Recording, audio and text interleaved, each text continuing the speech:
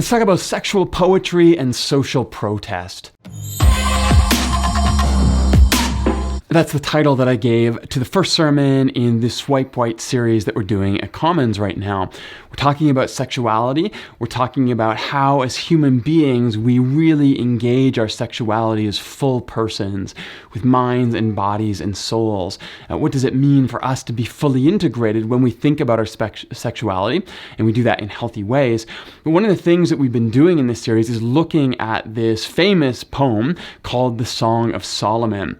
Sometimes called the Song of Songs, and we've been looking at how this book in particular is actually a form of social protest that is challenging the sexual status quo of the day.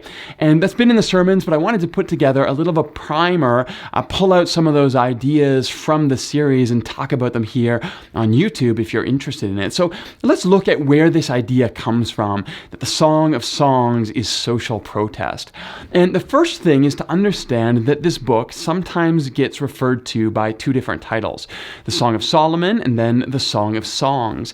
And that's because the actual first verse of the poem is a song of songs which concerns Solomon. Now, we shorten that into two things, either Song of Songs, which is a superlative, saying this is a beautiful song, a good song.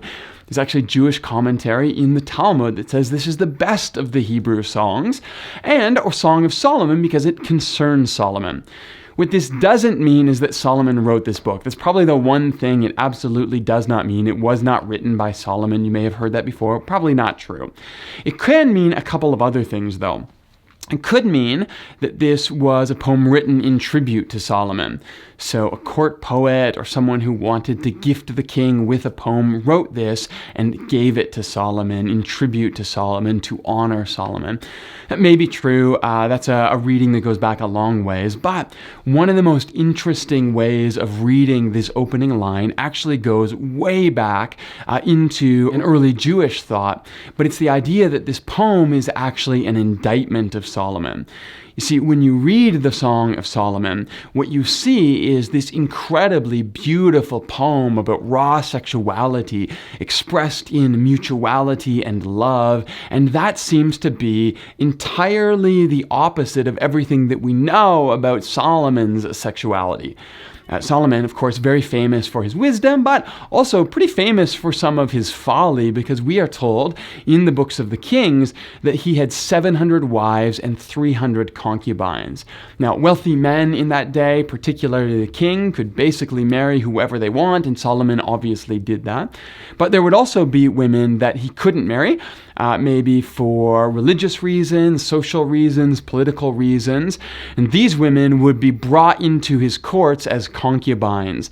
They didn't have the status of a wife, but they would still be employed for sexual purposes by the king. An incredibly oppressive, incredibly exploitative use of women in that world. And so here you have this poem about beautiful, raw, mutual sexuality dedicated to the king or concerning the king who lives everything but that. This book, then, is social protest that stands in dissent with all of the praise and all of the admiration of Solomon. It stands in our scriptures to say, this is wrong and there is another way for us to live our sexuality. But we can go even deeper with this, because one of the really interesting ideas early in the book is when this woman introduces herself. She says, I am darkened and yet lovely. Now, really problematic passage. Lots of stuff we have to unpack here. But what the root is this woman talking about the economic disparity between her and her lover. She has been forced to work in the vineyards and her skin has been darkened by the sun because of that.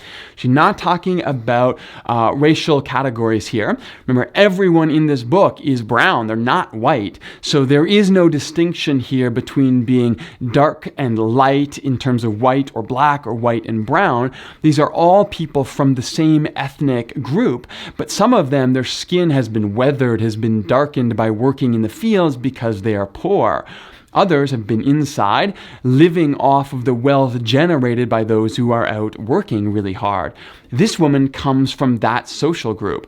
She has worked hard in the fields. She is poor, but in the story, it is her who pursues her rich lover, who takes the active posture in pursuing the man that she loves and convincing him to come away with her. Again, we see the exact opposite of everything we know about Solomon and his court and his sexual experiences. It's a poor woman who pursues her lover. It's a poor woman who takes the active role. It's a poor woman who convinces the man to run away with her.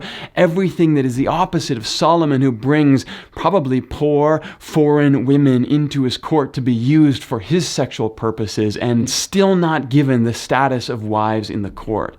Everything about this book is an indictment of the sexuality we see expressed in the privilege and the power of men like Solomon. This is a book that is telling us we can do better than the sexuality that's been handed us. In fact, we are called to challenge the sexual ethical status quo of our day, to find better ways, more inclusive ways, more mutual ways of expressing our sexuality. Now, back to the question of this woman who is dark but lovely. This is a really problematic passage when we then translate that into English, because dark, light, white, black, in English, these are not just descriptors, they're not just colors, they're also ethnic categories, racial categories. And so we have to be really careful with how we translate these phrases.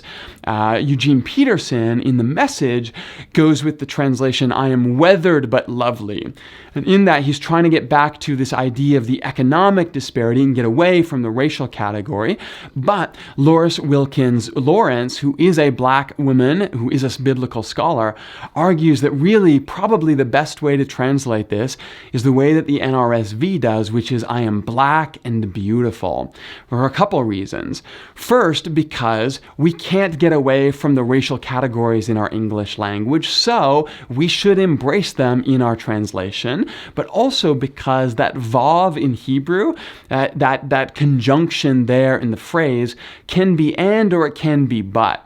And yes, she is contrasting her economic disparity with her lover, but as you go on and you read her poetry, she actually is quite proud of her hard work. She's quite proud of her beauty, even though it may not look like the stereotypical expressions of beauty in her culture. She really is saying here, "I am dark, I am black, and I am proud and I am beautiful. And this is what gives me the courage to pursue the man that I love, to pursue the lover that I am not supposed to be able to access because of my status, to convince him to follow me because I take control of my sexuality, my economic status, my place in the world, and I demand respect for who I am." It's a really quite beautiful poem when we begin to dig into it, when we uncover the layers of social commentary that's happening in the ancient world, but also begin to understand the layers of social commentary that relate to us today. So for us, what do we do thousands of years later reading the Song of Solomon? I think we continue to look at the sexual ethic that has been handed to us, and we begin to look for the ways that we are conditioned to accept what people with power and privilege and prestige tell us we are supposed to accept. And we begin to look underneath that for all the ways that people are oppressed, they are abused, they are put into categories and given less than full autonomy over their bodies and their sexuality.